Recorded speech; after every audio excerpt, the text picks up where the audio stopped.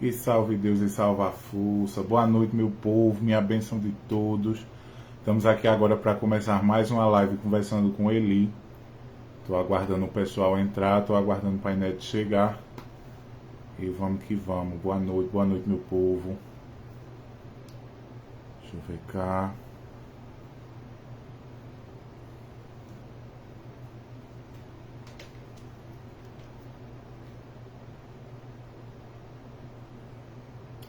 Cadê vocês?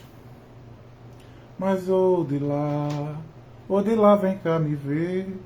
Ai, sim, você não vim de lá, mas eu vou lá buscar você.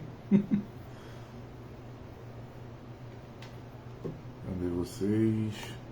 O painel já tá por aqui. Aceitar. Adicionar.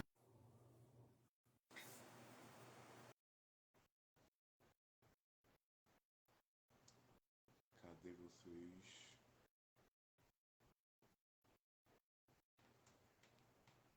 Enquanto entrar aí, eu vou mandando o link pro pessoal. Compartilha, tá, gente? Boa noite, meu pai, sua bênção. Boa noite, Oxalá nos abençoe a bênção, meu querido. Deus a Jurema abençoe. Vamos começar. Cadê o povo? Vamos compartilhando. Deixa eu compartilhar o link aqui no grupo. Enquanto o povo não chega, meu pai, vamos dando uma cantada, vamos puxar umas toadas. Eu não sei como chama as cantigas na Nação Queto. Cantiga a gente chama de Orim. Orim. Orim. Uhum. São as nossas cantigas, mas pode ser chamado de cantiga, de música, de toada, de darim, tanto faz. O importante é cantar. O importante é louvar o sagrado. Deixa eu ver aqui. Cadê o pessoal? Compartilhar.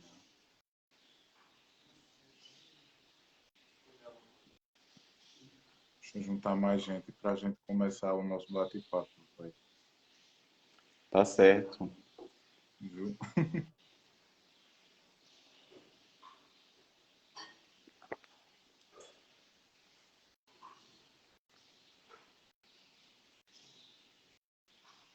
Diana já está por aí. Boa noite, Diana.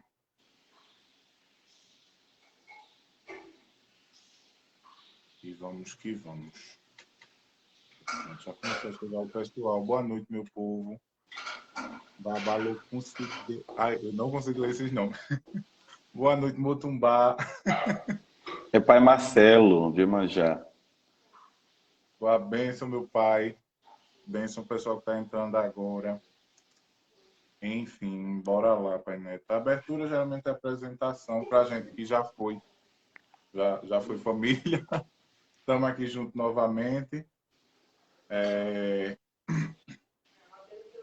Quem seria o Babalorixá Neto de Oxá?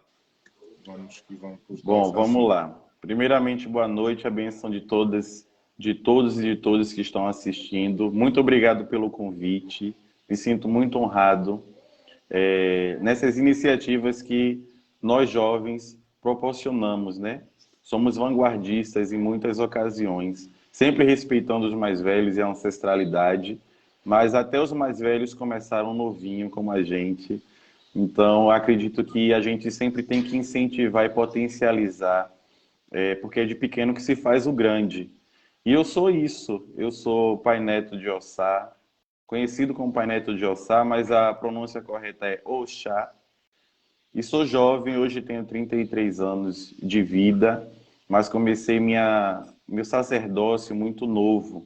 Aos 18 anos, eu já tinha já minha Jurema já aberta, minha casa de Jurema aberta, já fazia minhas reuniões, minhas louvações a Jurema. Sou iniciado no Ilhaxé Ofaromim, para meu pai Oxalá e meu pai Xangô, pelas mãos de meu pai Ademídio Logum Edé. Continuo sendo filho daquele axé, hoje não de fato, né? Porque a vida segue um curso e hoje eu estou com o pai de Logum Edé, de Salvador, do Ilhaxé Olomim, mas tenho uma ligação muito grande com esses dois axés, amo de verdade. O axé que me iniciou, que me deu todos os caminhos, e o axé que hoje mantém o meu culto, a minha cabeça, os meus orixás.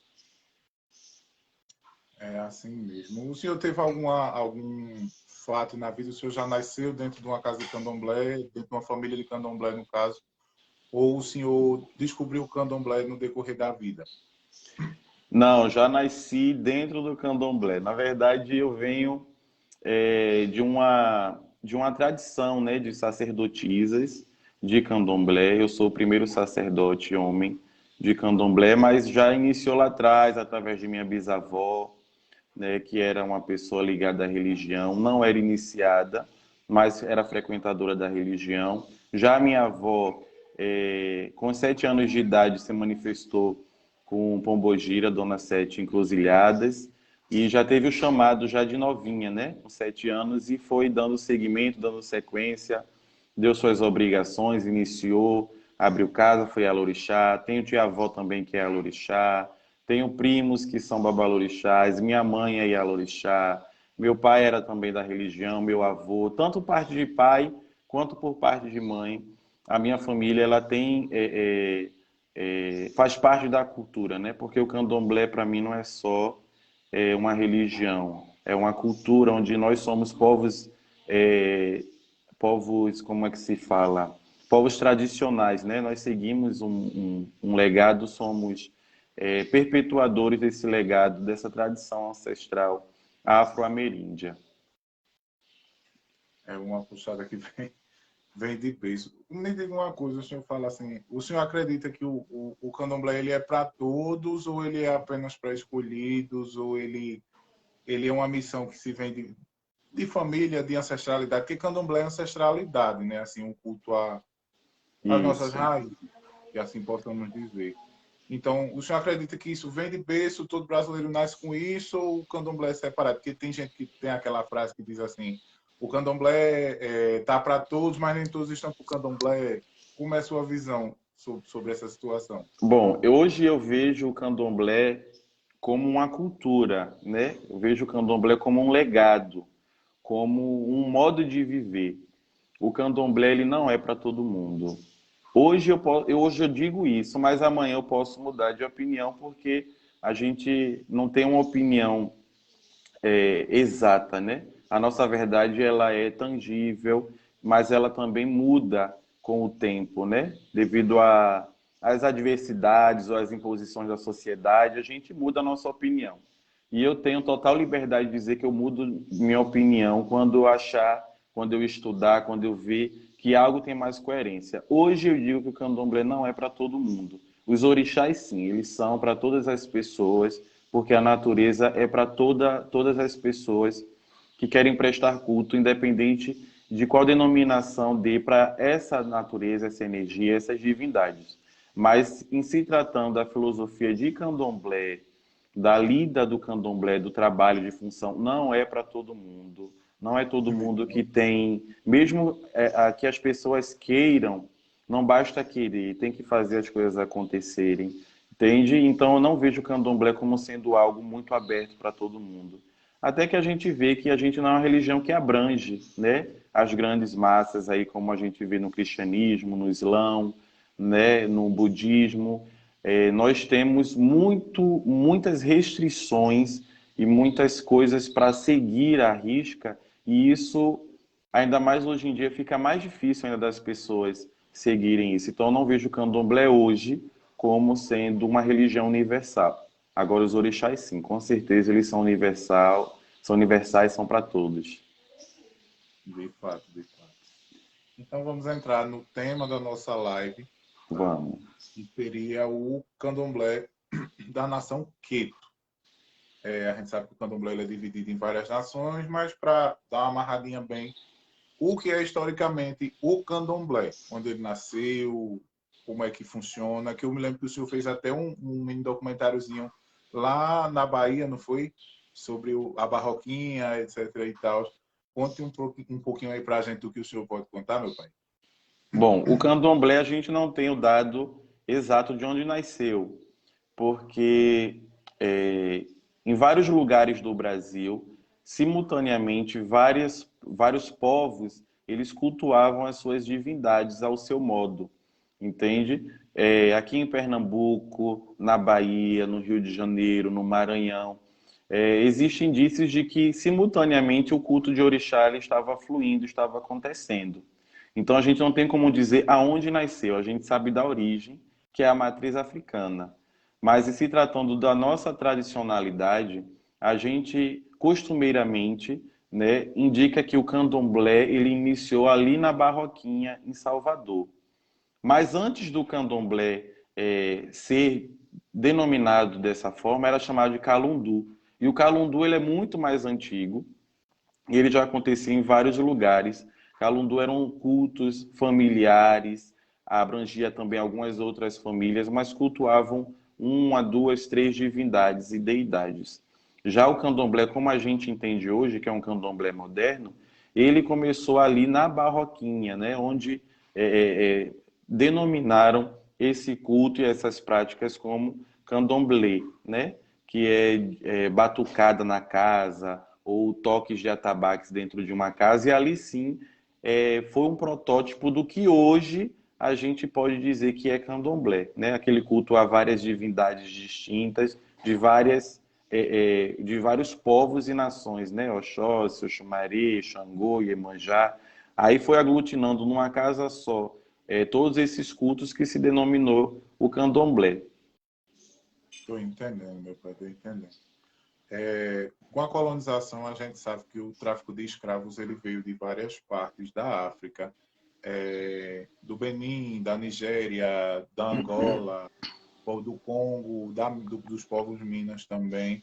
E sendo assim, cada povo tinha sua divindade, tinha seu modo de culto. Uns cultuavam voduns, outros cultuavam inquices, outros cultuavam orixás. E isso levou o candomblé a se dividir em nações. O que seriam as nações do candomblé? São tradições familiares, né?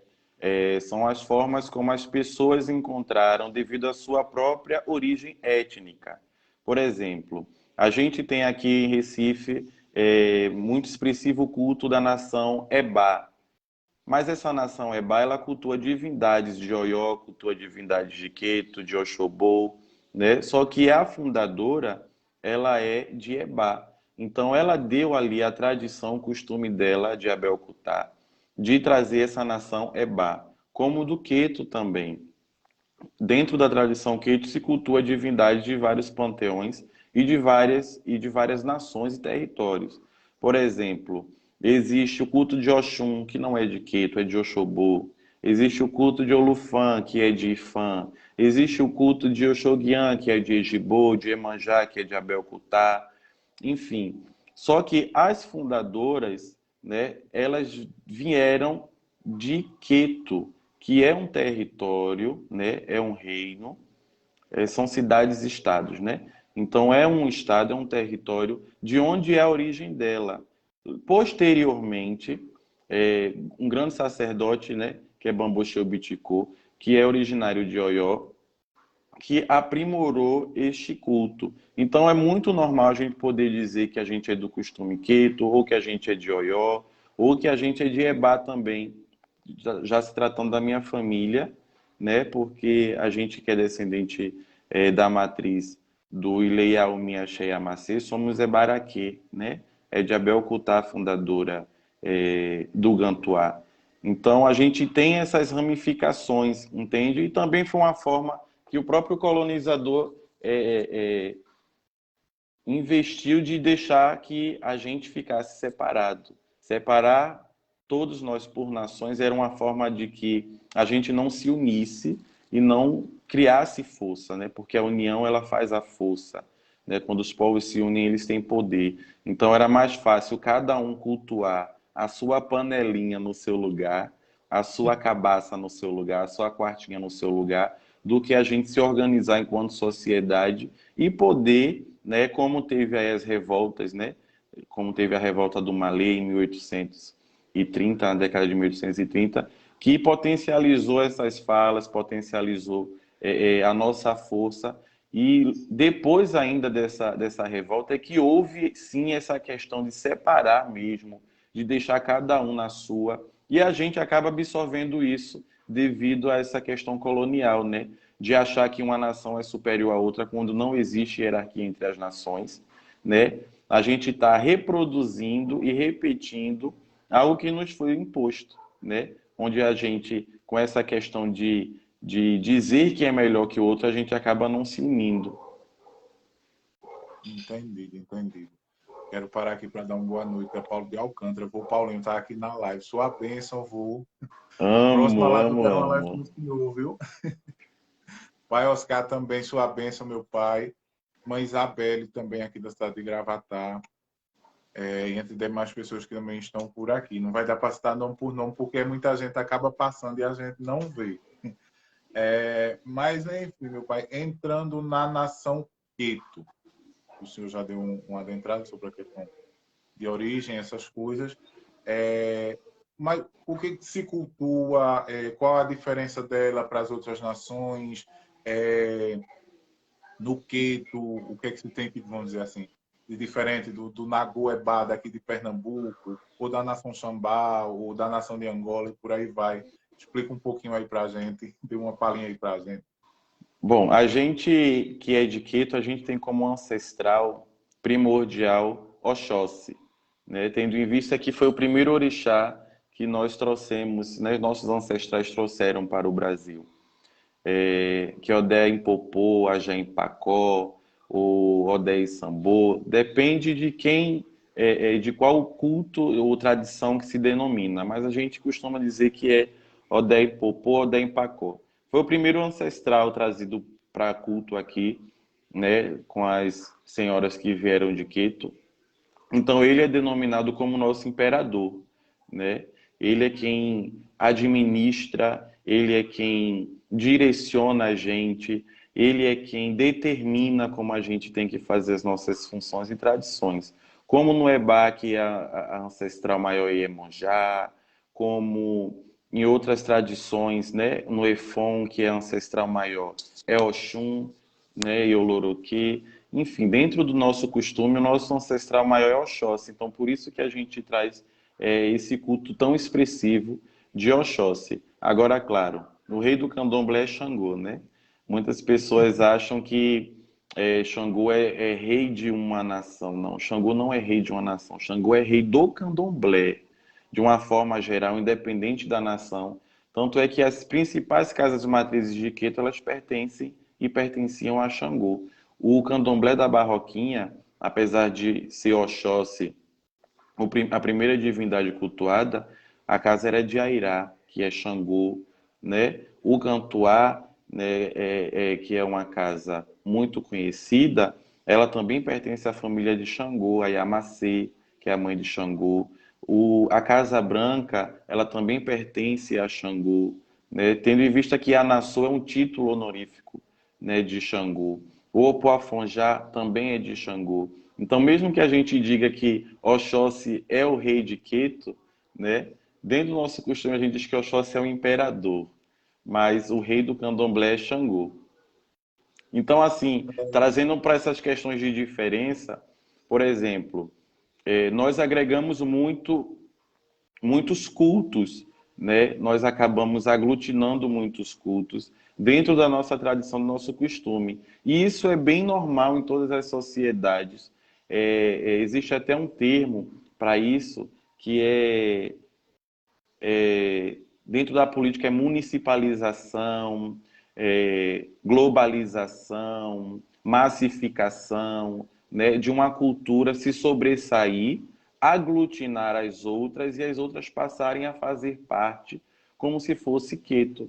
A gente trazendo para uma coisa mais histórica, por exemplo, Roma foi um dos maiores impérios da antiguidade. Quando ela ia conquistando territórios, ela determinava que aquelas pessoas que eram da Gália, ou que eram da Grécia, ou que eram até mesmo do Egito, ou da Mesopotâmia, elas se tornavam cidadãs romanas. E a cultura delas era aglutinada à cultura romana e eram rebatizadas. A gente vê, por exemplo, as divindades romanas em sua maioria são divindades gregas, só que com outro nome, entende? E a gente de Queto, a gente também faz parte dessa massificação.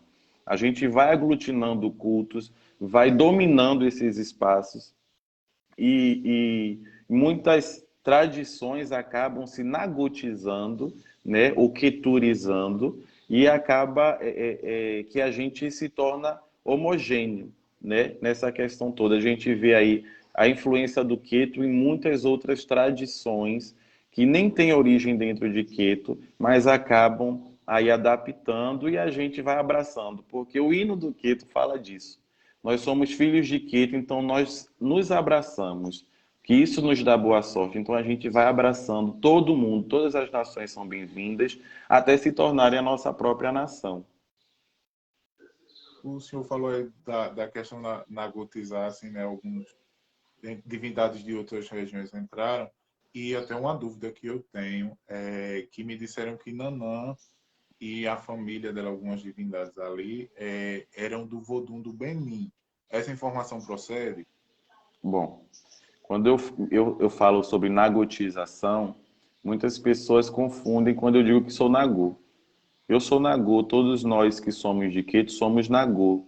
Quem é de Efon, quem é de Ijexá, quem é de Ebá é nagô. A gente, quando se trata de nagô, a gente se trata do território iorubano, né, que é um território que fica ali dentro da Nigéria, pegando um pouco do Benin.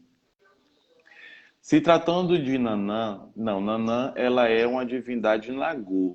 Nanã, Oxumari é uma divindade nagô, Obaluayê é uma divindade nagô, Ossan, Euá, são divindades nagôs. Agora, lembra daquela questão que eu falei de aglutinar cultos, de pegar cultos? Então, existem divindades, existem cultos que são muito semelhantes em outros territórios e a gente acaba aglutinando num único panteão. Por exemplo, Nanã, o panteão de Nanã, como eu costumo dizer, ela aglutina o culto de Anambucu, que é uma divindade de origem do Daomé, entende? O panteão de Omolu Obaluayê aglutina o culto, né, de Sapatá, que é uma divindade de origem do Daomé, entende? Então esses cultos eles foram sendo aglutinados, como o de Ossan, que tem o Vodun Agué, que é cultuado no Daomé, porque são divindades que têm as mesmas características, estereótipos, e acabam sendo aglutinadas e massificadas ali, dentro do culto das divindades maiores na nossa tradição, mas são divindades nagôs. Agora a gente usa muitos os fundamentos de Jeje, porque em nossa origem do candomblé, a gente não tínhamos sacerdotes, sacerdotisas que eram iniciados para essas divindades dentro da modalidade nagô. Mas essas divindades nunca foram esquecidas. E para não se perder o culto, astuciosamente, os nossos tios e as nossas tias, eles chamavam pessoas de outros povos, de outras tradições e costumes para agregar dentro desse culto. E vinham aquelas pessoas de Jeje e botavam ali a sua palavra, botavam o seu jeito, então aí ficou uma coisa mais plural, entende? Como o Xumaré também, né? Hoje o culto de Oxumaré ele praticamente não existe uma nagotização dele. O culto de Oxumaré é uma mistura de um culto Jeje, né, Evefon, e um culto Banto, né? Só que as cantigas a gente canta em Nagô. Só que dentro do nosso costume, se a gente for conhecedor do candomblé, dentro da nossa tradição, a gente vê que o nosso culto à divindade Dan, né, a cobra sagrada, ela tem uma mistura, tanto Jeje quanto Angola, dentro do nosso costume. Interessante, interessante. Meu pai, se eu chegar hoje numa casa de Queto, eu querer me iniciar na casa de Queto, eu querer fazer parte de uma casa de Queto, como é que funciona essa apresentação? Que tem Ambiã, depois vai para o Iaú, depois vai para Tergome, por último, se tiver caminho para ser Babalorixá, como é que é o ciclo, como é que é a trajetória dentro do Queto? Bom, eu não vou falar pelo Quito, tá bom? Vou falar pela minha casa, Tudo porque bem. é, mesmo sendo da mesma tradição, cultuando as mesmas divindades, a gente encontra muitas disparidades até mesmo dentro dessas casas matrizes que eu citei, como a Casa Branca, o Gantois, o Pafon, já existem suas diferenças. Isso jamais pode ser motivo de segregação, e sim de união. Se tratando, por exemplo, da minha casa, a pessoa ela chega como visitante, né, vai frequentando, até que ela toma o OBI para se apresentar daquela comunidade como a Abiã, que é aquela pessoa que irá nascer para o culto. Logo após o período de abianato, onde a pessoa entende que ela realmente quer ser sacerdotisa de um orixá, ela passa pelos ritos iniciáticos, né, onde tem a apresentação pública dela, onde ela é dado um nome para ela, o orixá dá um nome para ela, né, como sacerdotisa daquela divindade. E aí essa iniciação ela dura 7 anos. A pessoa ela não é iniciada quando ela raspa a cabeça. A iniciação ela é um processo que dura no mínimo 7 anos dentro do nosso costume. Né? Ela raspa a cabeça, é feito aqueles ritos iniciáticos, ela é apresentada, tem aquele período de resguardo e salvaguarda da tradição e submissão ao axé, que é os 3 meses, que é o período da joia, né, do quelê. Logo após tem a confirmação daquilo tudo, que é o rito de um ano, que é o Oduquini, ou Odueni. Depois disso tem uma grande festa, que é o Oduetá, que é a obrigação de 3 anos, a comemoração de 3 anos. Aqui em casa a gente não faz festa para iniciação de Iaô, nem para um ano. A primeira festa que o Iaô ele pode anunciar e dizer que é de um determinado orixá é na obrigação de 3 anos, naquela comemoração ali, onde ele já alcança um estágio mais avançado dentro da iniciação ao orixá que foi proposto a iniciação dele, né? Então a gente, não, por exemplo, não faz convite, saída de Iaô de Oxóssi, entende? A gente não tem esse costume. A gente só chama a nossa família, chama alguns amigos próximos, anuncia ali aquela iniciação, porque ela vai passar por um momento de provação dentro do axé, né? E a partir dos 3 anos é que aquela pessoa de fato é identificada como uma sacerdotisa, estudante ali daquele axé, na obrigação de 3 anos. Que eu não gosto muito de falar obrigação, mas eu falo porque as pessoas entendem isso. Mas eu costumo falar que é festividade, comemoração de 3 anos da iniciação. Logo após existe a comemoração de 7 anos, né? A gente não faz comemoração de 5 anos, é 1, 3 e 7. E aí nos 7 anos é quando ela encerra e fecha o ciclo dela, né? E ali de fato ela é iniciada, ali de fato ela é uma pessoa sacerdotisa ou sacerdote daquela divindade. E ela pode ou não ser outorgada ou ter seus direitos para cultuar outras divindades, iniciar outras divindades. Dentro do nosso costume, a gente só é iniciado para uma divindade. Em alguns casos, para duas divindades, e a gente se torna sacerdote apenas da divindade que a gente foi iniciada, né? Apenas pessoas que são babalorixás e alorixás é que têm a liberdade e a autonomia de cultuar todo o panteão do nosso costume. Estou entendendo, meu pai. Então é um processo longo, é uma trajetória longa de várias etapas Que e passa de muito sofrimento. rápido. Passa muito E, rápido. e dizem que é de sofrimento, né? Principalmente o período do quelê, que a maioria dos iaôs sofre. Viu? Eu não sou iaô, não sou iniciado, mas Sofrimento para quem não está preparado e para quem não encontra um lugar adequado. O orixá não tem que fazer a gente sofrer.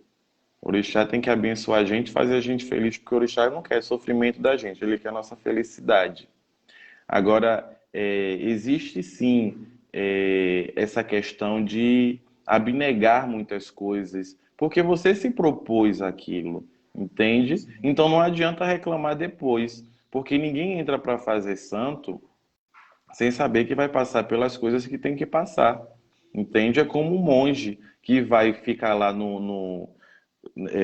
na montanha, né? Vai raspar a cabeça, aqueles monges do Tibete, né? Ele se propõe aquilo, a viver daquela forma. E aquilo não é sofrimento para eles, porque é o propósito deles. Como os monges da igreja, os padres celibatários que vão fazer as coisas, eles sabem que não pode casar, sabem que não pode. Eles têm proibições, como qualquer religioso, e a gente também tem. O problema é que as pessoas querem levar, muitas vezes, o nosso costume como bagunça. Quer fazer as coisas por vaidade, mas aí, na hora do preceito, na hora que as coisas têm que acontecer mesmo, diz que está sofrendo. Então é melhor não passar. Por isso que eu digo, candomblé não é para todo mundo. A pessoa tem que realmente querer aquilo. É uma entrega, né? Assim, você se dá de corpo, alma e coração para aquilo, para poder as coisas fluírem, né? E já ter a consciência do que se vai se passar. No Queto, meu pai, se cultuam quantos orixás? É 16 orixás? É mais? Como é que funciona? É uma infinidade de divindades, eu não tenho como contar. A gente não tem estabelecido o número de divindades. A gente tem aquelas divindades que são as mais famosas, né? Mas dentro dessas divindades existem, eu costumo chamar de panteões, entende? Existem outras divindades ali dentro. Mas vou contar aqui para ver se quantos que dão. Exu, Ogum, Oxóssi, Obaluayê, Ossan, Iroko, Oxumari, Nanã, Oxum, Obá, Euá, Oiá, 12, Iemanjá, 13, Ibeje, 14, Logum Edé, 15, Oxalá, 16, Xangô, 17. Só aí a gente já teve 17, né? Mas aí vem Orumilá, entende? Dentro desses panteões, vem outras divindades, por exemplo, dentro do panteão de Oxóssi, vem um monte de caçador, entende? Só que a gente não tem a saudação e não tem, não expressa muito o culto de cada divindade da caça, como de cada divindade de Obaluayê, entende? Como cada divindade de Iemanjá, de Yansan, de Oxum, de Oxalá, que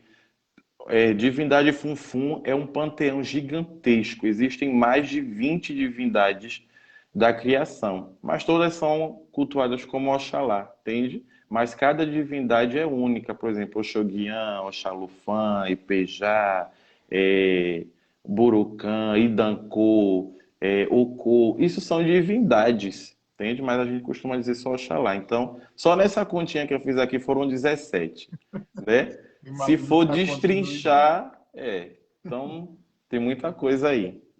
É melhor resumir tudo em um só, né? Que eu lembro até que o senhor tinha alguns textos que o senhor falava assim das qualidades, que se resumia tipo assim, é manjar algum té, foi iniciada por algum té, foi iniciada não, é manjar e É, por eu aí costumo ia. falar isso. Aqui em casa a gente não tem muito esse negócio de qualidade. A gente não tem, na verdade. Todo mundo é iniciado para uma divindade. Com o tempo a gente pode até avaliar essa questão, mas se você é de Ogum, você vai ser de Ogum. Não é de Ogum de Ronda, nem Rompe-Mato, nem Beira-Mar. É Ogum, entende? A gente não tem esse Entendi. costume, não. E para se contatar essas divindades, qual é o oráculo? Somente o jogo de búzios no Queto ou tem outras formas? Não, a gente tem muitas formas muitas formas oraculares de ter comunicação com as divindades, né? Existe o Erin de Logum, que é o mais conhecido, mas existe o Obi, né, que é o jogo direto com o orixá. O Erin de Logum são divindades que falam pelos orixás, né? O Eri de Logum, ele é o jogo com 16 búzios que pertence ao Oxalá, né? Aqueles búzios eles pertencem ao Oxalá, são consagrados por Oxum e quem faz a comunicação é Exu, né? Então essas três divindades elas falam por qualquer outra divindade. Quando se está falando no jogo, se está fazendo um jogo, não é Xangô que está falando ali. É Exu que está falando por Xangô, é Oxum que está consentindo por Xangô, entende? Agora tem Entendi. o Obi, que o Obi ele fala diretamente, o orixá fala diretamente ali, entende? Tem o Orobô, que o orixá fala diretamente ali. Ali não existe intermediários. Ali é de fato a própria palavra do orixá. Por isso que a gente diz que Obi e Orobô não mente, né? Tem também a Lobaça, né, que é a cebola, que é um jogo de Oxalá, né, é, que a gente antigamente não tinha o costume de jogar com obi, com orobô. Aí candomblé é adaptação e resistência. Então as pessoas aí têm costume de xoxar, mas não sabem elas que são devidas a essas resistências que nós existimos e resistimos, né? Antigamente não tinha orobô e todo mundo usava caroço de jaca, entende? Não tinha obi e todo mundo usava lubaça. Aí deixaram de ser iniciados, entende? Depois chegou o obi nacional, né? Que hoje em dia muita gente xoxa, para depois vir o obi abatá, que é o obi africano. Mas Efum, Ossum, Uage, são coisas que chegaram um pouco depois. Quando não tinha isso, todo mundo era feito com pemba, era pintado com pemba, que é giz, entende? E a gente cultua o orixá. O orixá ele não precisa do elemento primo da matriz africana. O orixá ele precisa do nosso amor, do nosso coração puro e da nossa vontade de ter fé nele. Se a gente pegar uma melancia, uma laranja, um limão, partir em quatro e ter fé que aquilo vai dar uma resposta, aquilo vai dar. O orixá ele está em tudo, né? O orixá ele é tudo. Então a gente não, isso é mais coisa de vaidade, isso é mais coisa imposta, inventada, né? Por nós, enquanto seres humanos, e acabamos aí se perdendo nessa questão de verdade. É isso. De fato, a natureza fala de todas as maneiras, né? Sim, sim, até um copo d'água, uma vela, a gente consegue falar com qualquer divindade. Basta a De gente fato. ter uma intuição. A gente vai conversando, às vezes eu vou me lembrando de umas coisas.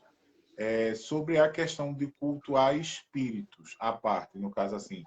No Nagu tem o culto do balé, né, a questão de Egum, etc. E tal. No Queto também tem essa parte, ou a pessoa que é iniciada também no Queto, se tiver a parte da Umbanda ou da Jurema dela, ela pode também cultuar mais, porque tem gente que diz que não, que depois que entra o Queto cancela, etc. E tal. Eu sei que o senhor tem uma casa de Jurema, e nessa situação, de fato, existe isso realmente ou não?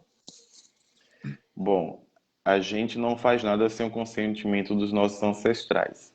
Quando a gente entra para fazer uma iniciação, por exemplo, dentro do nosso costume, a primeira satisfação que nós damos é aos nossos ancestrais. O nosso primeiro ancestral é o nosso pai, a nossa mãe. Antes do nosso orixá, antes das nossas entidades, os nossos primeiros ancestrais são aqueles que a gente é ligado por sangue. Então a gente cultua sim esses ancestrais.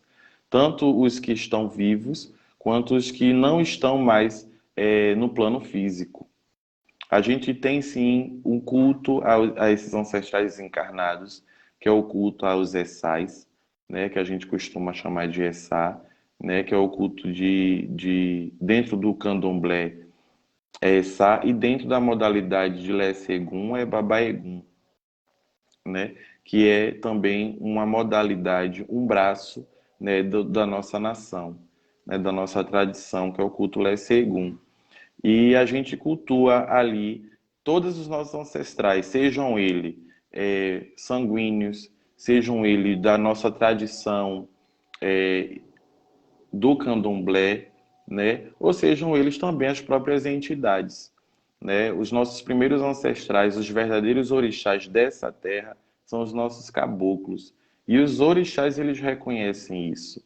Né? Eles reconhecem o poder e reconhecem a força dos primeiros ancestrais dessa terra. Até porque os orixás, eles também são ancestrais da terra africana. Não existe isso de que depois que entrou por Queto não existe mais culto à ancestralidade. O nosso culto é ancestral. Todas as nossas divindades elas tiveram passagens terrenas, né?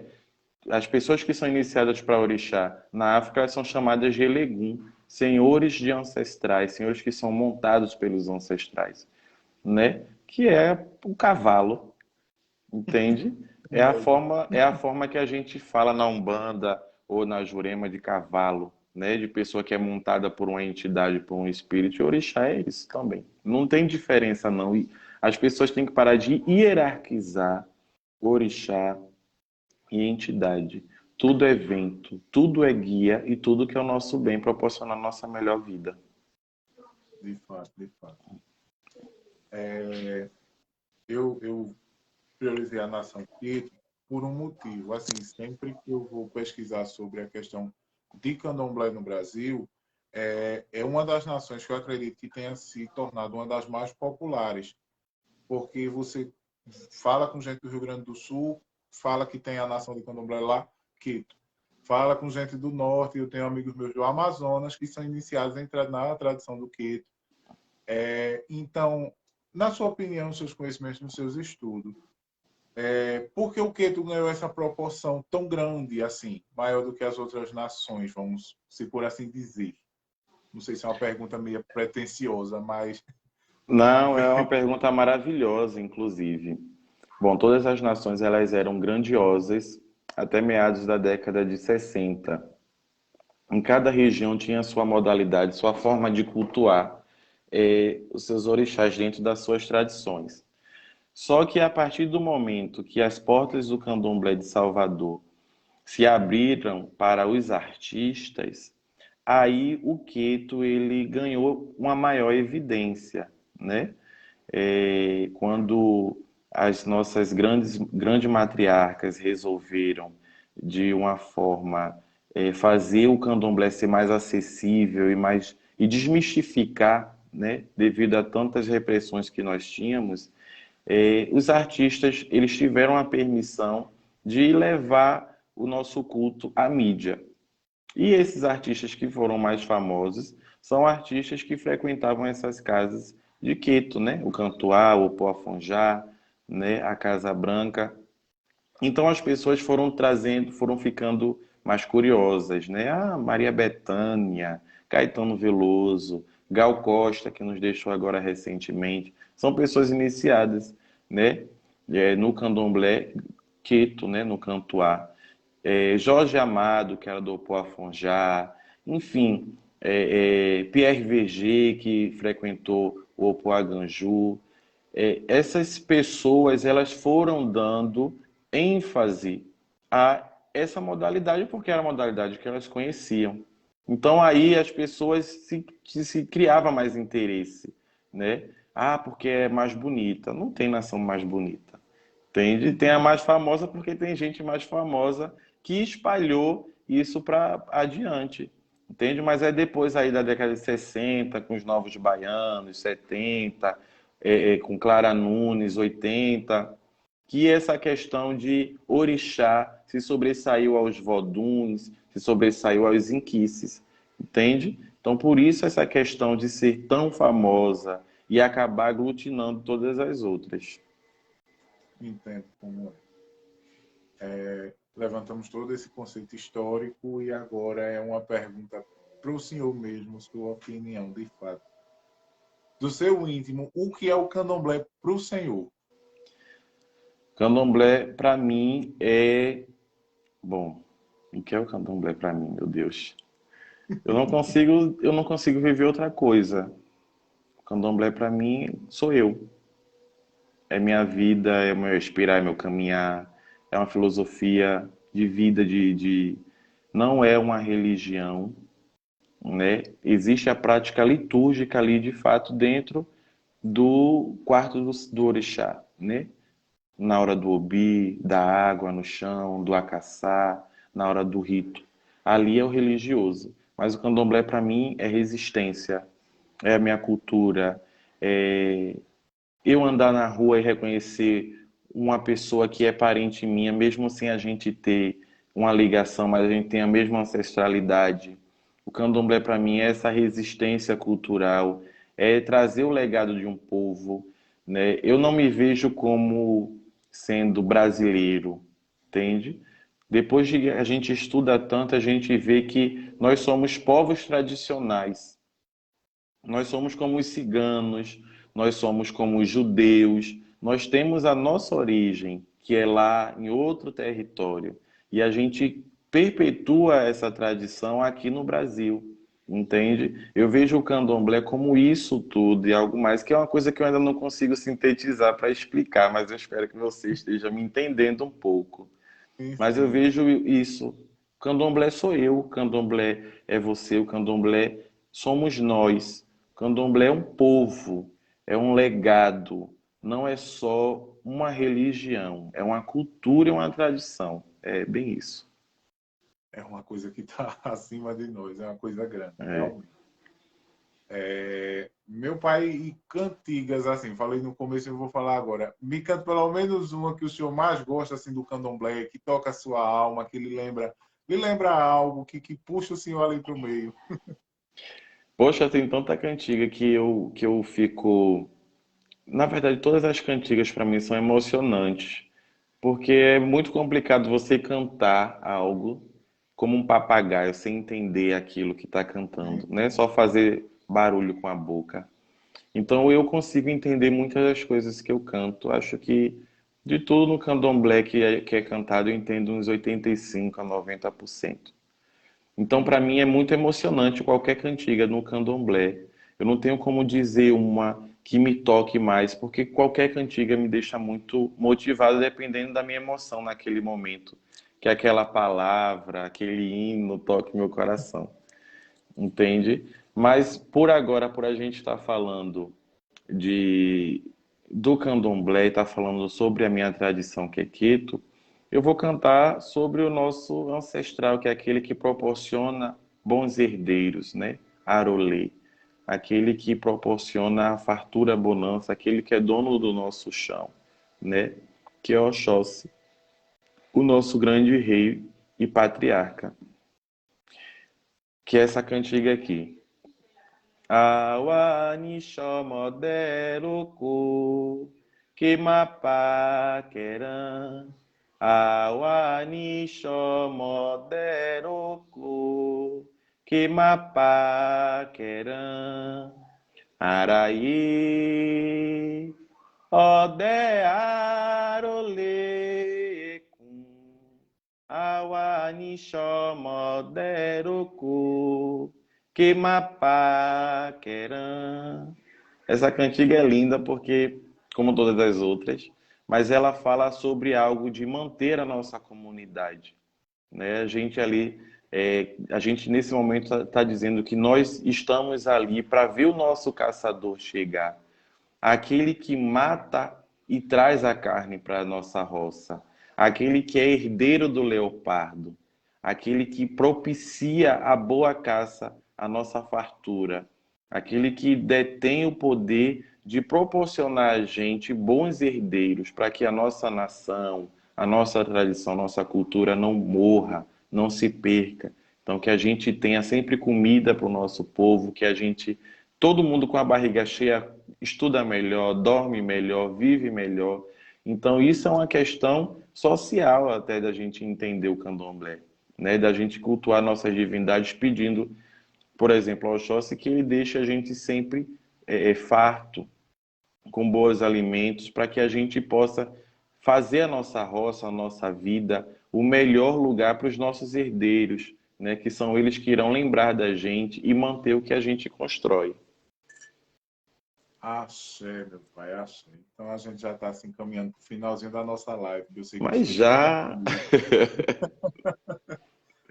Trago o senhor numa próxima oportunidade para a gente conversar mais um pouquinho também sobre candomblé, sobre Jurema, que eu sei que o senhor também é juremeiro. Vamos. Me diga uma coisa, onde é que o pessoal pode lhe encontrar?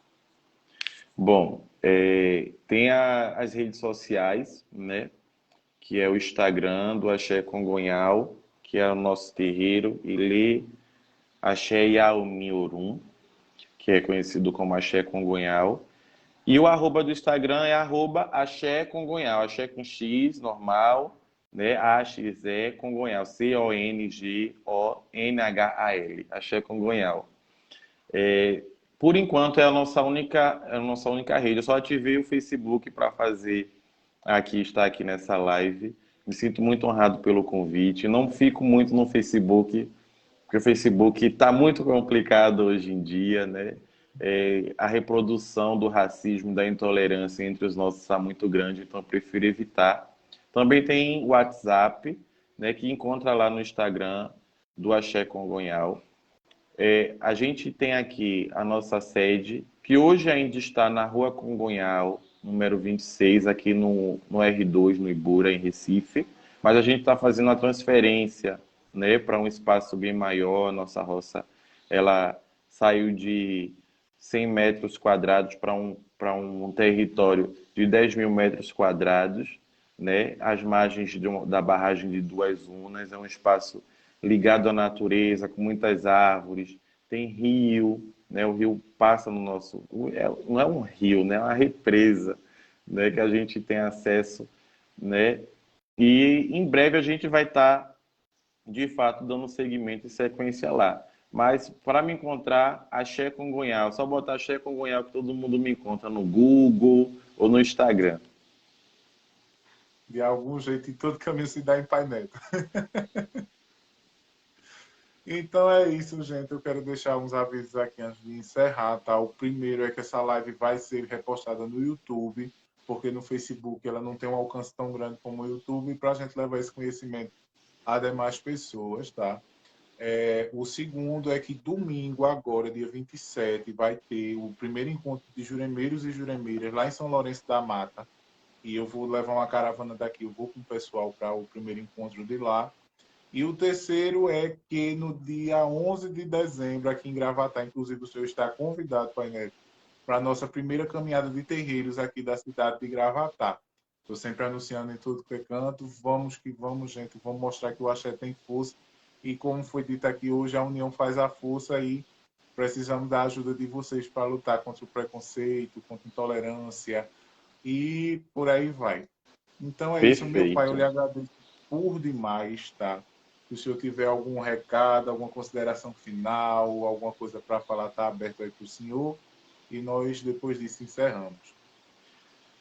Mais uma vez, eu gostaria de agradecer essa oportunidade de estar somando e levando um pouco de cultura, de conhecimento, do meu conhecimento, da minha cultura, para os seus seguidores e para os meus também. Espero que esse projeto maravilhoso ganhe outros ares ainda maiores, que Axé. alcance muito mais pessoas. É importante o que você está sabendo, o que você está fazendo. Saiba que tem meu total apoio, porque eu vejo nessas pessoas, assim como eu me vejo, que nós somos portadores de boas mensagens, né? De boas respostas e de bons desígnios dos orixás e dos guias. E eu espero do fundo do meu coração que você alcance outros patamares e patamares ainda maior, que eu vou estar aqui acompanhando e estar junto também. Espero dia 11 de dezembro estar junto com todos vocês em Gravatá. Nunca tive em Gravatá, primeira vez eu quero que o santo me leve.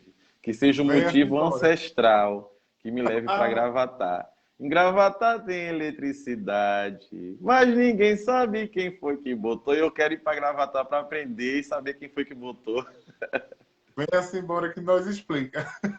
Que todos os orixás nos abençoem, que nós possamos levar adiante esse legado, que todas as entidades, os nossos guias protetores da Jurema, nos tragam mais sabedoria para a gente lidar com a vida e poder auxiliar e ajudar todas aquelas pessoas que nos buscam e que a gente possa evoluir junto. Um beijo no seu coração, muito obrigado. Eu também. Até a próxima, gente. Corre lá depois no Jurema e Suas Forças, se inscreve, tá? E vai assistir essa live que eu vou postar lá. Já já estou botando por lá, viu? Boa Axé. noite, meu pai, sua bênção. Até uma próxima. Oxalá nos abençoe. Até mais. Tudo de bom. Assim.